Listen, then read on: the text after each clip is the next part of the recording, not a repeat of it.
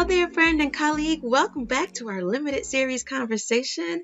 This is our third time around, and we're hanging out talking about the word developmentally appropriate practice. So, you ready? This one I want to tell you how I messed up, and I'm going to be totally vulnerable so you won't make the same mistakes, okay? So, I became a mother later in life, right? Dedicated my life to children and families, got married later in life, had a baby later in life, and things have been amazing, right? But I have an affection. I have a fond affection for baby jeans and baby sneakers, particularly Converse. I love a pair of baby jeans and I love a pair of baby Converse sneakers. Well, that's what we call them in Philly. We call them sneakers. So when you have a baby, what do? She's a toddler. She's going to preschool. It's time to get her in some jeans and some Converse, right? No. And let me tell you why. So Madison's going back and forth to preschool. She's going partial day. She's in the 1 and 2 year old classroom. And one day I get a note in my mailbox that says, Miss Nicole needs to see me.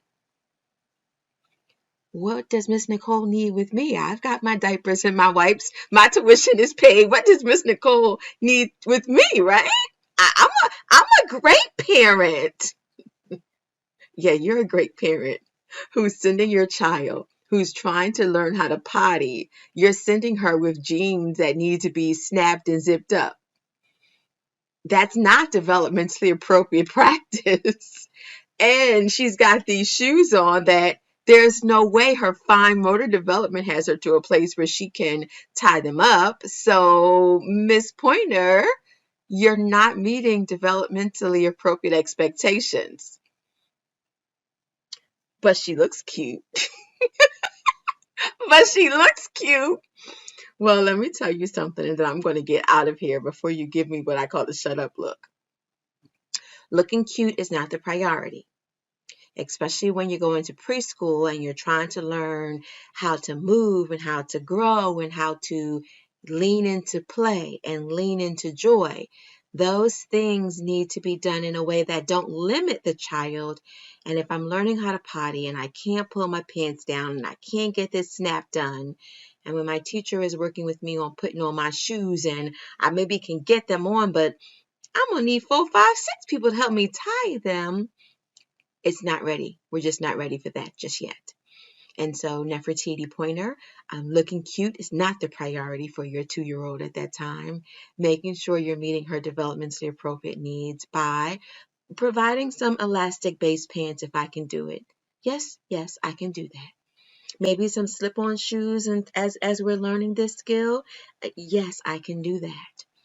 And so if you have it in your means to be able to meet your child's needs, then we want to do that. And so in this example, no more jeans for this particular stage. Let's lean into just some easy on, easy off pants. And I know those Converse are super cute, but maybe save those for the weekend. And when she's going back and forth to school, let's give her some things where she can learn autonomy, where she can learn to do some things on her own, because that's how we lean into children's strengths. That's how we provide play-based experiences, and thereby also goes the joy. And that's my example of taking us back to that first definition of what developmentally appropriate is. All right. So, yep, I got called to the office because I was not thinking about developmentally appropriate practices. Now, you get off today's recording and don't make the same mistake I made, okay?